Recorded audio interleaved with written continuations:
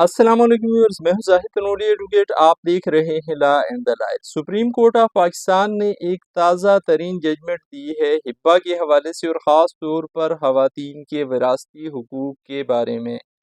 خواتین کے وراثتی حقوق کو تحفظ دینے کی خاطر۔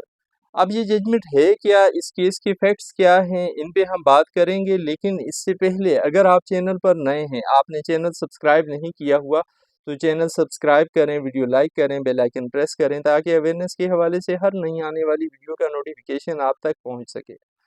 ویورز، یہ کیس جو سپریم کورٹ کے سامنے آیا، اس کا ٹائٹل تھا عبد المجید وغیرہ ورسز مسمات خالدہ بی بی وغیرہ، خالدہ بی بی کے وارثان۔ اس کیس کے فیکٹس یہ تھے کہ خالدہ بی بی نے سول کورٹ میں اپنے والد کی جائیداد میں سے، جو والد چھوڑ کر فوت ہو گئے تھے، اس میں سے حصہ لینے کے لیے دعویٰ دائر کیا اپنے بھائیوں کے خلاف۔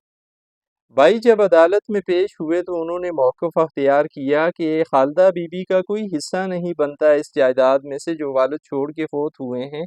وجہ یہ ہے کہ والد صاحب 1992-1993 میں ہمیں یہ پراپرٹی گفٹ کر گئے ہیں، اور نہ صرف گفٹ کیا ہے بلکہ والد صاحب نے یہ پراپرٹی گفٹ ہونے کے بعد یہ ہمارے نام پہ انتقال بھی کرا دی۔ اب اس کیس میں شہادت ریکارڈ ہونے کے بعد، دونوں پارٹیوں کو سننے کے بعد، عدالت نے، سول کورٹ نے دعویٰ ڈگری کر دیا خالدہ بی بی کے حق میں، اور خاطر میں نہ لایا ان انتقالات کو اور اس ہبے کے موقف کو ڈیفینڈنٹس کے۔ ڈیفینڈنٹس نے اس ججمنٹ کے خلاف اپیل کی، اپیل بھی خارج ہوئی، پھر ریویژن دائر کی ہائی کورٹ میں، اور ہائی کورٹ سے ریویژن بھی خارج ہو گئی، پھر سپریم کورٹ آف پاکستان میں CPLA دائر کی، جس کے حوالے سے ہم ابھی بات کر رہے ہیں۔ سپریم کورٹ آف پاکستان نے اس معاملے کو ازسر نو دیکھا۔ سپریم کورٹ آف پاکستان نے اپنے اس فیصلے میں کہا کہ ڈیفینڈنٹس پابند تھے اس بات کے کہ اگر وہ کہہ رہے تھے کہ انہیں والد نے ہبہ کر دی تھی یہ جائیداد، تو پھر ہبہ کے جو انگریڈینٹس ہوتے ہیں، ہبہ کی جو لازمی شرائط ہوتی ہیں، offer, acceptance, delivery of position, وہ اس چیز کو ثابت کرتے قانون کی روح سے،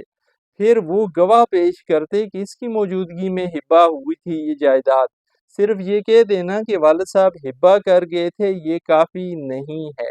دوسرا، سپریم کورٹ آف پاکستان نے یہ کہا کہ ریونیو کا جو قانون ہے، لینڈ ریونیو ایکٹ میں جو طریقہ کار بتایا گیا ہے، ہبہ کو جس طریقے سے رجسٹرڈ ہونا ہے، جس طریقے سے اس پہ انتقال ہونا ہے، جو طریقہ کار دیا گیا ہے، اس کو بھی فالو نہیں کیا گیا۔ لہٰذا یہ بھی ثابت کرنا بنتا تھا ڈیفینڈنٹس کے ذمے کہ وہ اس بات کو ثابت کرتے، پہلے تو ہبہ ان کے حق میں ہوا، فلاں ڈیٹ کو ہوا، والد صاحب نے یہ کہہ کے کیا، ہم نے اس طرح کہہ کے اس کو قبول کیا، پھر اس طریقے سے فلاں ڈیٹ کو ہمیں قبضہ ملا، اور فلاں فلاں لوگ اس کے گواہ ہیں۔ پھر اس کے بعد ریونیو کے پاس انتقال کراتے ہوئے بھی صحیح طریقہ اختیار کیا جاتا، اور یہ ساری شرائط پوری ہوتی ہیں۔ پھر عدالت نے یہ کہا کہ قانونی شہادت جو تقاضا کرتا ہے کہ کسی بات کو کس طریقے سے ثابت کیا جانا چاہیے، اس طریقے سے ثابت کرتے ڈیفینڈنٹس۔ اگر یہ ساری قانونی شرائط وہ پوری کرتے تو پھر ان کی بات کو وزن حاصل ہوتا، لیکن صرف یہ کہہ دینا کہ ہمارے نام پہ ہبہ کر گئے تھے یہ کافی نہیں ہے۔ پھر سپریم کورٹ آف پاکستان نے یہ کہا کہ یہاں پہ عورتوں کے وراثتی حق کا معاملہ ہے۔ اکثر اوقات یہ دیکھا گیا ہے کہ بھائی اپنی بہنوں کو محروم کرنے کی خاطر اس طرح کے ہتھ کنڈے استعمال کرتے ہیں۔ سپریم کورٹ آف پاکستان نے کہا کہ اس طرح کی کیسز میں جہاں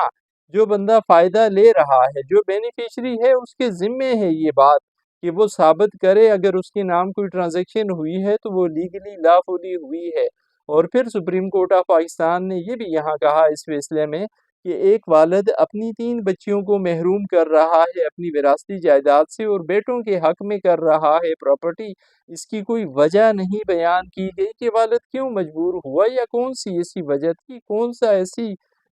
کیوں والد اس طرح کا ایکٹ کر گیا کہ بچیاں محروم ہو گئیں اور بیٹے نواز دیے گئے۔ سپریم کورٹ آف پاکستان نے ان ساری باتوں کو ذکر کرتے ہوئے، قانونی شرائط کو ذکر کرتے ہوئے، جو وراثتی حقوق ہیں ان کے معاملات کو ذکر کرتے ہوئے یہ کہا کہ جو نیچے والی 3 عدالتوں نے فیصلہ دیا ہے خالدہ بی بی وغیرہ کے حق میں وہ صحیح دیا ہے۔ سپریم کورٹ آف پاکستان نے یہ پٹیشن جو دائر کی گئی تھی بھائیوں کی طرف سے، اس پٹیشن کو بھی خارج کر دیا۔ سو یہ لیٹسٹ ترین تازہ ترین ججمنٹ ہے ہبہ کے حوالے سے اور وراثتی حقوق کے حوالے سے بہنوں کے،